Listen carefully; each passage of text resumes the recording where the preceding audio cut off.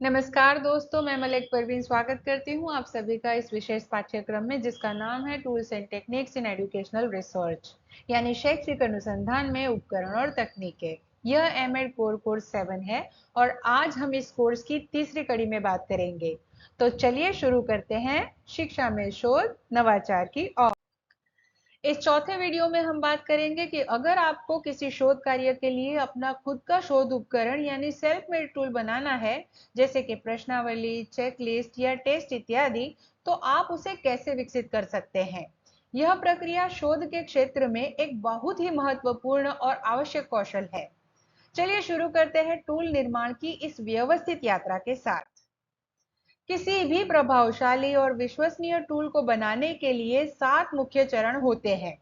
ये है उद्देश्य तय करना, उपकरण का प्रकार चुनना, प्रारूप बनाना, प्रश्नों की रचना करना, विशेषज्ञ समीक्षा करना, पायलट परीक्षण करना और अंतिम रूप देना। अब इन सभी को हम विस्तार से एक एक करके समझेंगे। सबसे पहला और सबसे जरूरी कदम है उद्देश्य को स्पष्ट करना यानी डिफाइन ऑब्जेक्टिव। इसका मतलब है कि आप जिस टूल को बना रहे हैं वो किस चीज को मापेगा।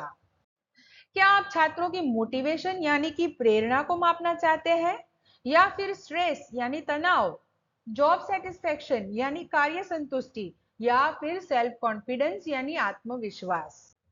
उदाहरण के लिए मान लीजिए कि आप एक टूल बनाना चाहते हैं जो कॉलेज छात्रों की पढ़ाई के प्रति प्रेरणा को मापे। अब आपको सबसे पहले यह तय करना होगा कि प्रेरणा का मतलब आपकी स्टडी में क्या है। क्या आप आंतरिक प्रेरणा मापना चाहते हैं, जैसे कि छात्र खुद के लिए पढ़ाई करता है, या बाहरी प्रेरणा जैसे कि अच्छे मार्क्स पाने के लिए। इस स्टेप में आप कंस्ट्रक्ट यानी उस मनोवैज्ञानिक या सामाजिक पहलू को पहचानने की कोशिश करेंगे जिसे आप मापना चाहते हैं। कंस्ट्रक्ट को पहचानना जरूरी है ताकि आप बाद में जो भी प्रश्न बनाएं वो उस उद्देश्य के साथ मेल खाएं। ध्यान रखें, अगर आप अपने उद्देश्य को सही से परिभाषित नहीं करेंगे तो पूरा टूल गलत दिशा में जा सकता है। इस स्टेप का दूसरा फायदा यह है कि इससे आपको अपने टूल में पूछे जाने वाले प्रश्नों का दायरा पता चलता है। मतलब कौन कौन से पहलू आपको शामिल करने हैं और कौन से नहीं। यह स्टेप आपको अपनी स्टडी के लक्ष्यों से जुड़े रहने में मदद करता है और आगे के सभी स्टेप्स की नींव तैयार करता है। संक्षेप में कहें तो आपको यह तय करना है कि आप किस चीज को मापना चाहते हैं, उसका कंस्ट्रक्ट क्या है और आपकी स्टडी किस पर केंद्रित है। यह सोचने के बाद ही आप अगले स्टेप की ओर बढ़ें। जब उद्देश्य तय हो जाए तो अगला कदम है उपयुक्त टूल का चयन करना। आपके रिसर्च टूल का प्रकार पूरी तरह इस बात पर निर्भर करता है कि आप कौन सा डेटा इकट्ठा करना चाहते हैं, गुणात्मक यानी क्वालिटेटिव या संख्यात्मक यानी क्वांटिटेटिव। अब विकल्पों पर नजर डालते हैं। प्रश्नावली यानी क्वेश्चनर। यदि आप स्ट्रक्चर्ड और कंपैरेटिव जानकारी चाहते हैं तो प्रश्नावली एक अच्छा विकल्प है। चेकलिस्ट, जब आपको किसी व्यवहार या वस्तु की उपस्थिति या अनुपस्थिति की पुष्टि करनी हो तो चेकलिस्ट एक अच्छा विकल्प है। टेस्ट, छात्रों की समझ या ज्ञान या स्किल को मापने के लिए टेस्ट एक अच्छा विकल्प है। जबकि इंटरव्यू शेड्यूल गहरी समझ और सब्जेक्टिव इंसाइट के लिए उपयोगी है। आपके डेटा की प्रकृति के आधार पर आप यह निर्णय लेंगे कि आपको प्रश्नावली, चेकलिस्ट, टेस्ट या इंटरव्यू शेड्यूल इनमें से क्या चुनना है। अब बात करते हैं डेटा टाइप के अनुसार चयन। अगर आपका रिसर्च क्वालिटेटिव डेटा मांगता है तो ऐसे टूल चुनिए जो खुली बातचीत को संभव बनाते हैं, जैसे ओपन एंडेड प्रश्नावली या साक्षात्कार यानी इंटरव्यू। अगर आपका रिसर्च क्वांटिटेटिव डेटा मांगता है तो ऐसे टूल्स चुनिए जिनमें नापने योग्य जवाब आते हैं, जैसे कि एमसीक्यू आधारित टेस्ट या रेटिंग स्केल। अब एक और बहुत महत्वपूर्ण बात, अपने शोध प्रश्नों और उद्देश्यों को हमेशा ध्यान में रखें। जब आप कोई टूल चुनते हैं तो यह जरूरी होता है कि आप पहले यह सोचें कि आपका शोध किस बारे में है और आप उससे क्या जानना चाहते हैं। उदाहरण के लिए, यदि आपका शोध प्रश्न है क्या कॉलेज के छात्र शैक्षणिक तनाव महसूस करते हैं, तो आपको ऐसा टूल चाहिए जो तनाव को माप सके, जैसे कि एक स्केल आधारित प्रश्नावली। लेकिन अगर आपका शोध प्रश्न है छात्र तनाव का सामना कैसे करते हैं, तो उस स्थिति में साक्षात्कार या ओपन एंडेड प्रश्नावली बेहतर होगी, ताकि छात्र अपनी बातें विस्तार से बता सके। मतलब ये कि टूल का चयन आपकी रिसर्च की उद्देश्य और प्रश्नों के अनुरूप होना चाहिए। यदि टूल आपके उद्देश्यों से मेल नहीं खाता, तो चाहे वह कितना भी अच्छा क्यों न हो, वह सही डेटा नहीं दे पाएगा। इसीलिए टूल निर्माण की प्रक्रिया में शोध प्रश्नों और उद्देश्यों को बार बार दोहराना और उनसे जुड़ाव बनाए रखना जरूरी है। अब तीसरे चरण में आपको अपने टूल का ढांचा या स्वरूप तय करना होता है।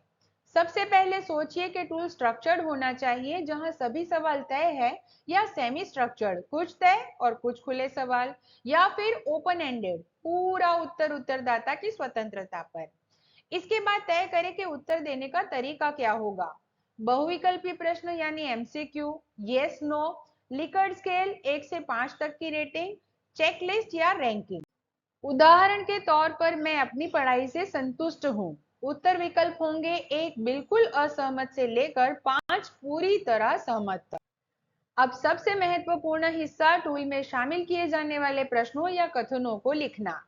यह ध्यान में रखें, भाषा सरल, स्पष्ट और संक्षिप्त होनी चाहिए। अस्पष्टता से बचें। सभी प्रश्न कंस्ट्रक्ट से संबंधित होने चाहिए। सकारात्मक और नकारात्मक दोनों प्रकार के कथन रखें, ताकि जवाब संतुलित रहे। उदाहरण के तौर पर सकारात्मक कथन, मैं हर दिन पढ़ाई करता हूँ।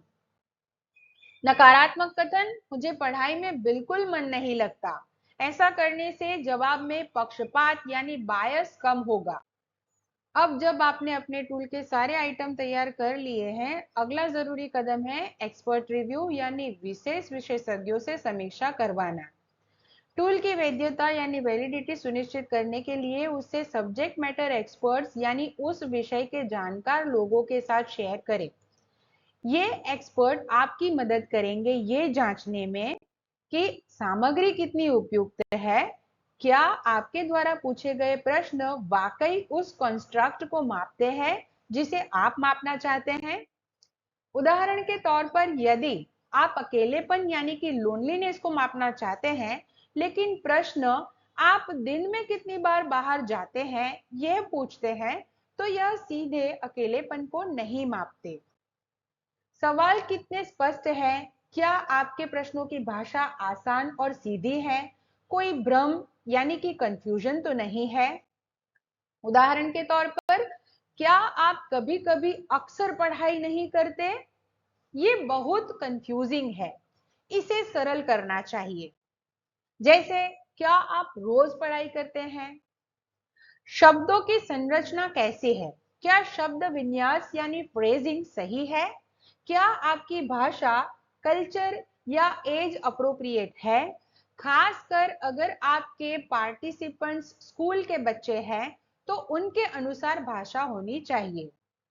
फिर क्या करें, एक्सपर्ट से मिले फीडबैक को ध्यान से नोट करें। जो प्रश्न कथन अस्पष्ट है उन्हें रिवाइज करें, जो प्रश्न विषय से हटके हैं उन्हें हटा दें या सुधारें। मान लीजिए आपने एक सवाल डाला, मुझे पढ़ाई अच्छी लगती है। अगर एक्सपर्ट कहते हैं कि ये बहुत आम है और इसमें स्पेसिफिक कॉन्टेक्स्ट होना चाहिए, तो आप इसे ऐसे सुधार सकते हैं, मुझे शाम के समय अकेले पढ़ना पसंद है। एक्सपर्ट रिव्यू का मकसद है कि आपका टूल वैलिड, रिलेवेंट और क्लियर हो। फाइनल टूल में केवल वही आइटम्स रखें जो स्टडी के उद्देश्यों के अनुरूप हो और जिनकी भाषा प्रतिभागियों के लिए उपयुक्त हो। अब जब आपने अपना टूल तैयार कर लिया है, यानी सवाल तय हो गए, भाषा को ठीक कर लिया और एक्सपर्ट से सुझाव भी मिल गया, तो अगला बहुत ही महत्वपूर्ण स्टेप है पायलट स्टडी करना। पायलट स्टडी एक तरह का प्री टेस्ट होता है। इसका मकसद यह देखना है कि टूल सही तरीके से काम कर रहा है या नहीं। इसमें आप अपना टूल एक छोटे सैंपल यानी 10 से 30 प्रतिभागियों पर आजमाते हैं। पायलट टेस्टिंग में किन बातों पर ध्यान देना है, क्या सवाल समझ में आ रहे हैं, देखिए कि प्रतिभागियों को आपके सवाल समझ में आ रहे हैं या नहीं। अगर कोई सवाल पढ़ने के बाद दोबारा पूछना पड़े, तो हो सकता है कि वो क्लियर नहीं है। यह भी देखें कि प्रतिभागियों को टूल पूरा करने में कितना समय लग रहा है। अगर समय बहुत ज्यादा लग रहा है, तो यह संकेत हो सकता है कि सवाल ज्यादा है या जटिल है। एक अच्छा टूल वह होता है जिसे सीमित समय में आसानी से पूरा किया जा सके। इसीलिए पायलट स्टडी के दौरान समय जरूर नोट करें, ताकि जरूरत पड़ने पर टूल को छोटा या सरल किया जा सके। क्या कोई सवाल कंफ्यूजिंग या मिसलीडिंग तो नहीं?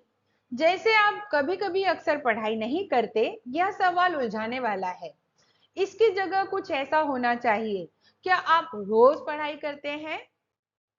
पायलट टेस्ट के बाद आपके टूल की रिलायबिलिटी चेक करनी होती है। यदि आपका टूल एक स्केल है, तो आप क्रोनबेक्स अल्फा टेस्ट का इस्तेमाल कर सकते हैं। क्रोनबेक्स अल्फा एक सांख्यिकीय तरीका है जिससे यह पता चलता है कि आपके सभी सवाल एक जैसी चीज माप रहे हैं या नहीं। मान लीजिए आपकी स्केल अध्ययन प्रेरणा को माप रही है, तो क्रोनबेक अल्फा आपको बताएगा कि आपके सारे सवाल आपस में कितनी कंसिस्टेंसी रखते हैं। क्रोनबेक अल्फा का स्कोर 0.7 या उससे ऊपर होना चाहिए। इससे पता चलता है कि टूल भरोसेमंद है। अब हम अपने टूल को अंतिम रूप देने के चरण में पहुंच गए हैं। सबसे पहले पायलट स्टडी के दौरान जो समस्याएं सामने आई थी, जैसे कि अस्पष्ट प्रश्न, भ्रमित करने वाली भाषा या दोहराव, इन्हें हटाएं या सुधारें। जिन आइटम में स्पष्टता नहीं थी, उन्हें फिर से आसान भाषा में दोबारा लिखें। फिर एक स्कोरिंग की या कोडिंग शीट तैयार करें, जिससे डेटा एनालिसिस के समय आसानी हो। इसके बाद प्रश्नावली में उत्तरदाताओं यानी रिस्पोंडेंट्स के लिए स्पष्ट निर्देश जोड़ना जरूरी है, ताकि वे बिना किसी भ्रम के जवाब दे सके। अब प्रश्नावली को एक पेशेवर और आकर्षक रूप यानी प्रोफेशनल एंड पॉलिश्ड लुक दें, जैसे कि formatting, font style, line spacing और सेक्शन हेडिंग्स को व्यवस्थित करें। अंत में सुनिश्चित करें कि आपका टूल बड़े पैमाने पर डेटा संग्रहण के लिए तैयार है, यानी न तो बहुत लंबा हो और न ही बहुत जटिल। इस तरह एक अच्छी तरह से तैयार, स्पष्ट और मान्य टूल आपके शोध की गुणवत्ता को बढ़ा देता है।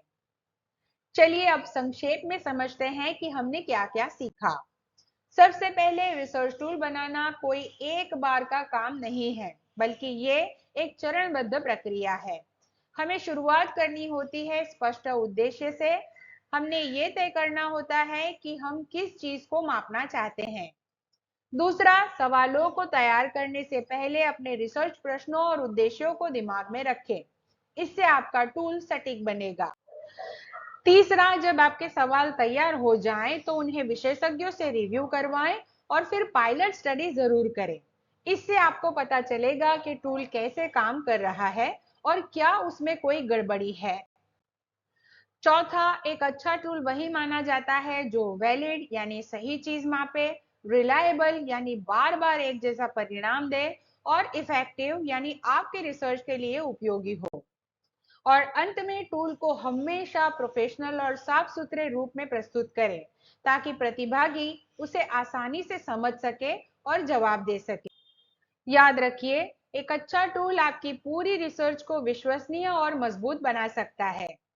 अगर आपको ये वीडियो उपयोगी लगा हो तो लाइक करें, सब्सक्राइब करें और हाँ, बेल आइकन दबाना न भूलें, ताकि अगले रिसर्च वीडियो की सूचना सबसे पहले आपको मिले। और अपने दोस्तों, क्लासमेट्स और रिसर्चर्स के साथ शेयर करना न भूलें। अगले वीडियो में हम बात करेंगे observation as a research tool के बारे में। धन्यवाद। फिर मिलते हैं रिसर्च की अगली क्लास में। तब तक सीखते रहिए, सोचते रहिए।